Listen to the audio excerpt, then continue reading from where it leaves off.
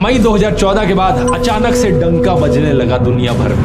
Human development index में India की rank 134, global peace index 2023 में rank 126, press freedom index 2024 rank 159 2014 के comparison में बहुत नीचे गिरी। इंडियन सिटीजनशिप छोड़ने वाले लोगों की संख्या ने सारे रिकॉर्ड्स तोड़ दिए हैं। न्यूयॉर्क टाइम्स ने खुद ट्वीट करके बताया कि ये झूठी तस्वीर है। टाइम मैगजीन ने ये फोटो छापी, इंडियाज डिवाइडर इन चीफ, और ये कहते हैं कि डंका बज रहा है दुनिया में भारत का। ये कोई देश है, ये कोई सरकार है, ये कोई लोग है।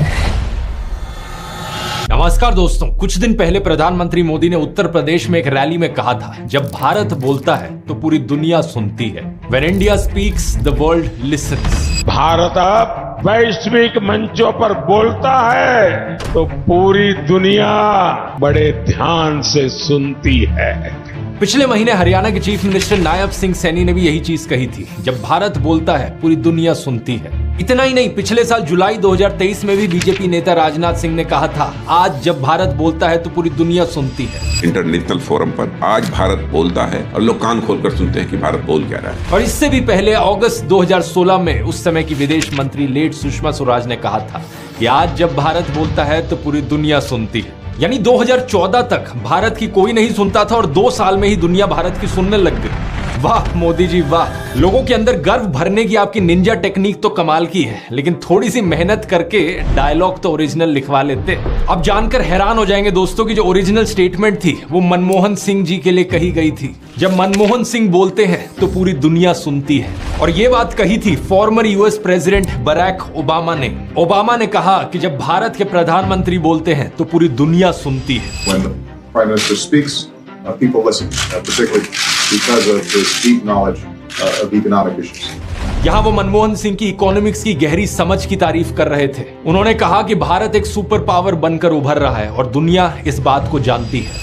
He understands that as India rises as a world power, it also has enormous responsibilities to work with the rest of the world community around issues of peace and prosperity. लेकिन क्या आप इस बात को जानते हैं दोस्तों, व्हाट्सएप और गोदी मीडिया पर फैलाए गए झूठ आपको बहकाते हैं, ये विश्वास दिलाते हैं कि भारत 2014 के बाद विश्व गुरु बना है। ये बार बार आपसे कहा जाता है कि मोदी सरकार की वजह से फॉरेन में डंका बज रहा है भारत का। सुपर ह्यूमन या पॉपुलर पॉलिटिशियन, विजनरी या रेवोल्यूशनरी, क्या है नरेंद्र मोदी? सुपरमैन एक काल्पनिक चरित्र है। सियासत की दुनिया में अपने प्रधानमंत्री नरेंद्र मोदी भी सुपरमैन साबित हो रहे हैं। सोशल मीडिया की भाषा में कहें तो चीन भी कह रहा है कि आएगा तो मोदी ही। भारत में रहना है तो प्रधानमंत्री ने जो बोला है चुपचाप उसको फॉलो करें, चुपचाप। लेकिन असलियत इसकी बिल्कुल उल्टी ही है।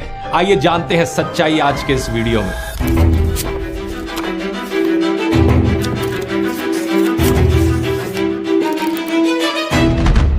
वीडियो शुरू करने से पहले बताना चाहूंगा, 20 मिलियन सब्सक्राइबर की ओकेजन पर जो सेल है ध्रुव राठी एकेडमी पर, उसमें अब सिर्फ 100 लोगों की और जगह बची है दोस्तों। कूपन कोड थैंक यू इस्तेमाल करने पर आपको फ्लैट 50% ऑफ मिलेगा सारे कोर्सेज पर, चाहे आप टाइम मैनेजमेंट कोर्स में इंटरेस्टेड हो, मास्टर चैट जीपीटी वाले में, या फिर यूट्यूब ब्लूप्रिंट का कोर्स जो आपको सिखाता है कि यूट्यूबर कैसे बनना है। इन तीनों कोर्सेज के QR कोड्स आपको स्क्रीन पर मिल जाएंगे, नहीं तो इनके लिंक नीचे डिस्क्रिप्शन में भी मौजूद है। अगर आप इंटरेस्टेड हैं जाकर चेकआउट कर सकते हैं। और अब मुद्दे पर आते हैं। होम मिनिस्टर अमित शाह ने हाल ही में अपनी ओडिशा की रैली में कहा कि ये प्रधानमंत्री मोदी हैं जिन्होंने कोणार्क के मंदिर को दुनिया भर में फेमस बनाया है। दुनिया भर के नेता मोदी जी के साथ हाथ मिलाकर फोटो खिंचाते थे। इसके पीछे तस्वीर कौन सी थी? हमारे कोणार्क के सूर्य मंदिर की तस्वीर के सामने मोदी जी ने हाथ। कोणार्क का सूर्य मंदिर आज दुनिया भर में प्रसिद्ध हुआ। लेकिन अगर आप यूनेस्को की ऑफिशियल वेबसाइट पर जाकर देखोगे तो आपको दिखेगा कि कोणार्क मंदिर 1984 में ही वर्ल्ड हेरिटेज साइट बन गया था। यही चीज इन्होंने योगा के साथ करी है। पिछले साल राजनाथ सिंह ने कहा था कि योग को इंटरनेशनली सेलिब्रेट किया जा रहा है और अब दुनिया हमारे देश का रिच कल्चर एक्नॉलेज कर रही है। हेल्थ मिनिस्टर मनसुख मांडवीय ने भी यही चीज कही थी, योग अब भारत की सॉफ्ट पावर बन गया है। ये बात सही है कि प्रधानमंत्री मोदी के प्रयास की वजह से ही यूनाइटेड नेशंस ने 21 जून को इंटरनेशनल योगा डे के रूप में प्रोक्लेम किया। इस बात के लिए उनकी सराहना की जानी चाहिए। लेकिन अब देखिए यूएन की ऑफिशियल वेबसाइट पर क्या लिखा है। 11 दिसंबर 2014 को इंटरनेशनल योगा डे प्रोक्लेम किया गया योग की यूनिवर्सल अपील को रिकॉग्नाइज करते हुए। तो क्या मई 2014 से पहले दुनिया में किसी को योगा के बारे में जानकारी नहीं थी और अगले 6-7 महीने में ही इसकी यूनिवर्सल अपील हो गई? ऐसा तो नहीं हो सकता ना। असलियत देखिए क्या है। 2013 की इस फोटो को देखिए। कनाडा के प्रधानमंत्री जस्टिन ट्रूडो मयूर आसन कर रहे हैं और इस तस्वीर में कनाडा के फॉर्मर प्राइम मिनिस्टर और उनके पिता पियर ट्रूडो यही आसन कर रहे हैं। 2007 का ये न्यूज आर्टिकल है। बाबा रामदेव ने पहली बार अमेरिका में योग करवाया। लेकिन अब इससे भी पीछे चलते हैं। ये फोटो देखिए। इन म्यूजिशियंस के बीच एक कौन आदमी है जो अपने सिर के बल खड़े हुए हैं? ये है यहूदी मेनुहीन, दुनिया के सबसे फेमस वायलिनिस्ट में से एक।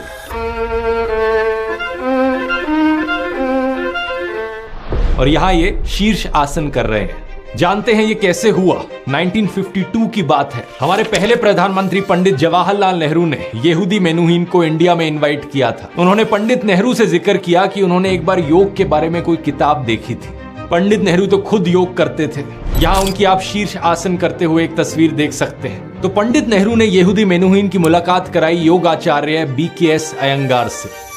मेनुहीन काफी स्ट्रेस में रहते थे तो अयंगार ने उन्हें शवासन के जरिए गहरी नींद में डाल दिया। 45 मिनट के बाद जब वो उठे तो उन्हें अंदर से ऐसी फीलिंग आई कि वो इतने रिलैक्स्ड हैं जितने पिछले 10-15 साल में रिलैक्स्ड फील नहीं किया है उन्होंने। मेनुहीन बड़े बिजी रहते थे, बार बार इंडिया में आना उनके लिए मुमकिन नहीं था। इसलिए उन्होंने अयंगार को यूरोप इनवाइट किया और कुछ इस तरीके से दोस्तों अयंगार ने दुनिया भर में लोगों में योगा को लोकप्रिय करना शुरू किया। ये सब 1960s से हो रहा था। ये एक और फोटो देखिए 1964 की, जहां अयंगार पंडित नेहरू के घर पर मेनुहीन को योग करवा रहे हैं। पश्चिमी दुनिया में योग की बात एक्चुअली में सबसे पहले स्वामी विवेकानंद ने करी थी, लेकिन उन्होंने मेनली आध्यात्मिक रूप से इसकी बात की थी। जिसे हम कसरत के रूप में जानते हैं उसे हठ योग कहा जाता है। इसे फेमस करने में योग आचार्य BKS अयंगार के अलावा दूसरे कई योग गुरुओं का योगदान है, जैसे कि इंदिरा देवी, के पठाबी जोइस और रिचर्ड हिटलमैन, जो इंडिया से योगा सीख कर गए और 1961 पे अमेरिकन टेलीविजन में योगा करते हुए इसे अमेरिका में फैलाया।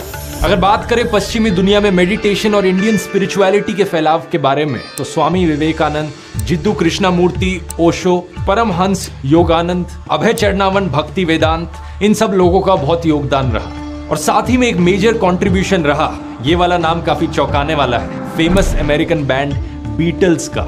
ये 1967 में लंदन में पहली बार महर्षि महेश योगी से मिले। अगले साल ये उनसे ट्रांसेंडेंटल मेडिटेशन सीखने इंडिया आए। ऋषिकेश में रहकर इन्होंने मेडिटेशन की और बहुत से गाने लिखे। Far from the noise and pace of city life, in the cool, clear air of Rishikesh, Pathé News reports from the meditation retreat of Maharishi Mahesh Yogi, the man who, through transcendental meditation, is currently bringing peace of mind to the Beatles. यहाँ इन्होंने पंडित रविशंकर को सितार बजाते हुए भी सुना और बाद में बीटल्स के बैंड मेंबर जॉर्ज हैरिसन उनसे सितार बजाना सीखने आए। पंडित रविशंकर ने तो 1954 से ही इंटरनेशनल परफॉर्मेंसेस देनी शुरू कर दी थी। इंडियन क्लासिकल म्यूजिक को दुनिया भर में पॉपुलर करने का उनका बहुत बड़ा कंट्रीब्यूशन रहा है। यहूदी मेनुहीन के साथ उन्होंने एक एल्बम की, वेस्ट मीट्स ईस्ट, जिसके लिए उन्हें पहला ग्रैमी अवार्ड मिला। ये इंडिया की हिस्ट्री में पहला ग्रैमी अवार्ड था। George Harrison, Jimi Hendrix, John कोल्ट्रेन जैसे कई म्यूजिशियंस के साथ उन्होंने परफॉर्म किया। उन्हें God father of world music कहा गया। एक और ऐसे नाम है दोस्तों, उस्ताद बिस्मिल्लाह खान, जिनकी पहली इंटरनेशनल परफॉर्मेंस 1966 में एडिनबरो फेस्टिवल में हुई थी। उनके एक अमीर प्रशंसक ने उन्हें कहा था कि आप अमेरिका शिफ्ट हो जाइए, तो उन्होंने कहा कि अमेरिका में गंगा कहां से लाओगे। ये क्लासिकल म्यूजिक की बात है जिसके बारे में ज्यादातर लोग नहीं जानते, लेकिन अगर बॉलीवुड म्यूजिक की बात करी जाए तो आप सब लोग जानते ही हैं कि दुनिया भर में बॉलीवुड कितना पॉपुलर है। यूक्रेन में आपको लोग मिथुन दा का गाना जिम्मी जिम्मी गाते हुए सुन जाएंगे।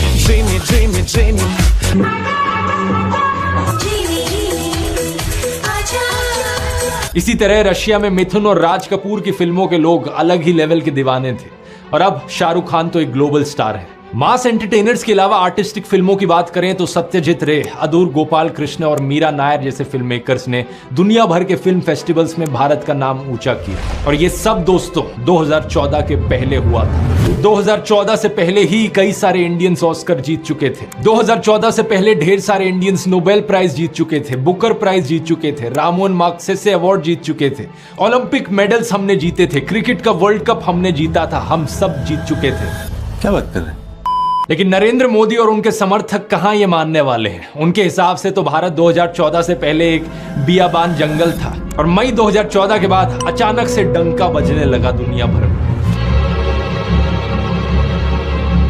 नरेंद्र मोदी और कंगना रनौत जैसे लोगों ने तो ये तक कहा था कि 2014 से पहले भारत के लोगों में कल्चरल कॉन्फिडेंस ही नहीं था। कहते हैं कि लोगों को शर्म आती थी खुद पर। मैं एग्जैजरेट नहीं कर रहा बातों को। प्रधानमंत्री मोदी ने 2015 में एक्चुअली ऐसा ही कहा था।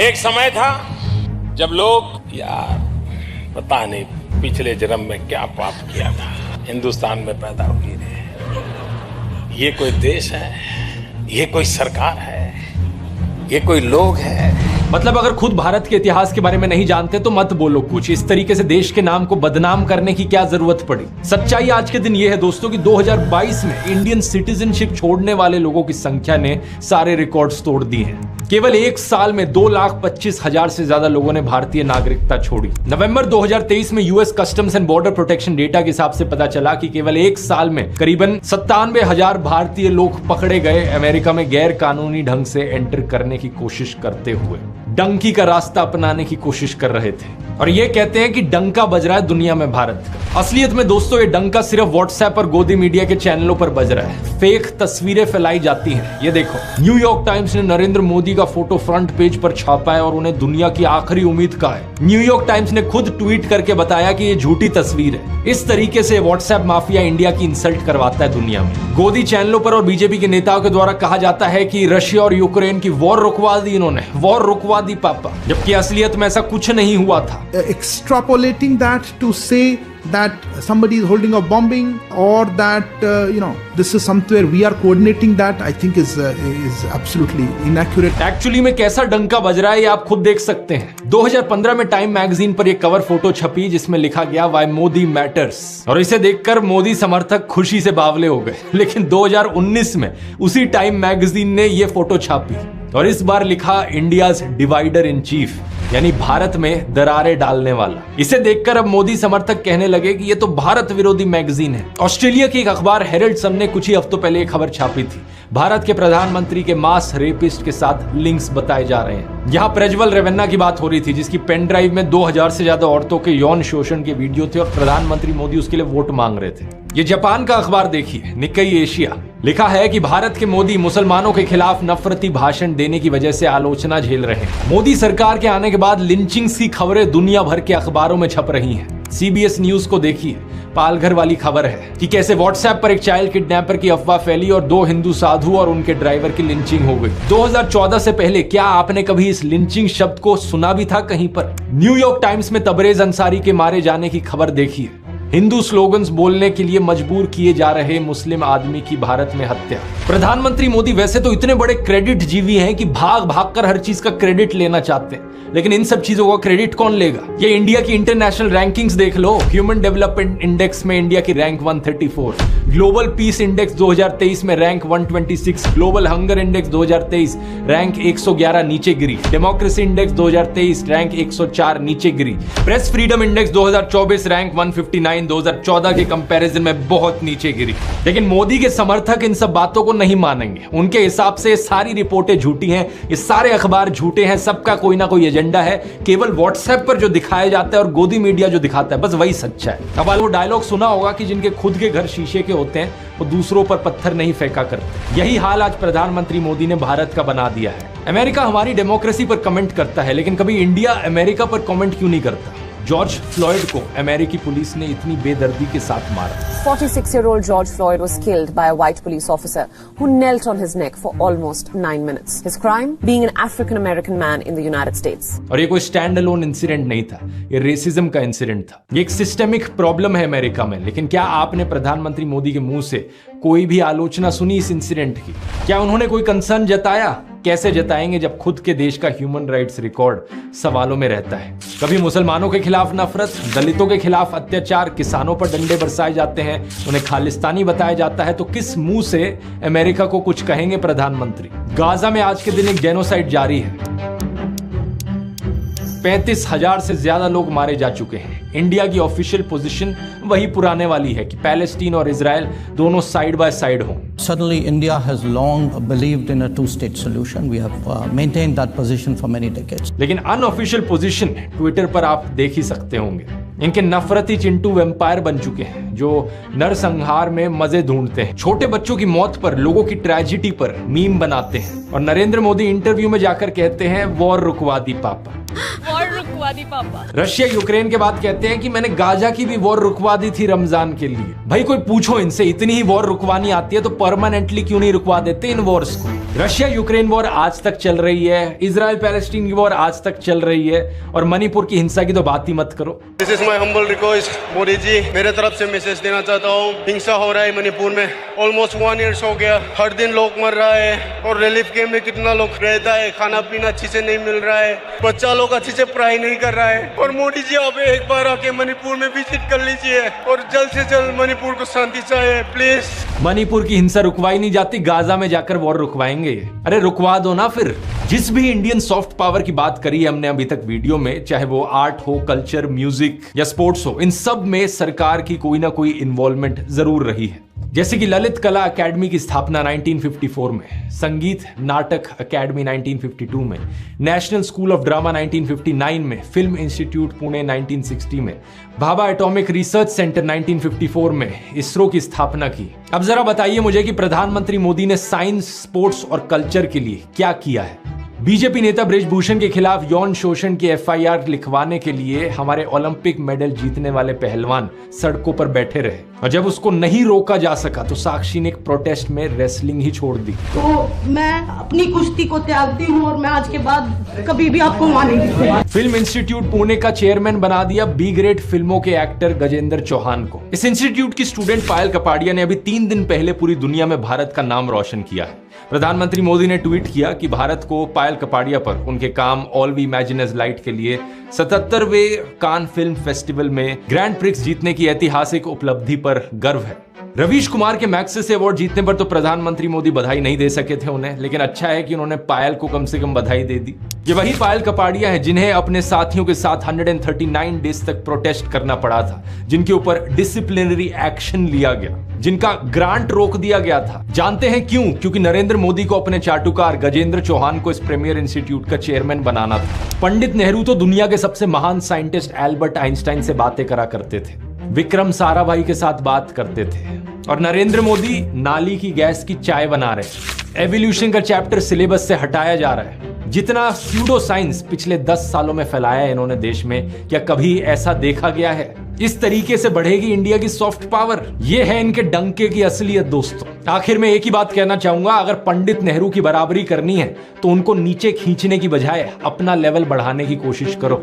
ये आपके नाम के लिए भी अच्छा होगा और देश के लिए भी अच्छा होगा। लेकिन उल्टा बीजेपी ने किया क्या है? पिछले 10 सालों में बार बार नेहरू को बदनाम करने की कोशिश करी है। इस पर मैंने एक पूरा वीडियो बनाया है, ये वाला, किस किस तरीके से इन्होंने झूठी खबरें फैलाई व्हाट्सएप पर, मीडिया पर, कि ऐसा दिखा दो कि नेहरू तो एक वुमेनाइजर थे। यहां क्लिक करके आप इस वीडियो को देख सकते हैं। बहुत बहुत धन्यवाद।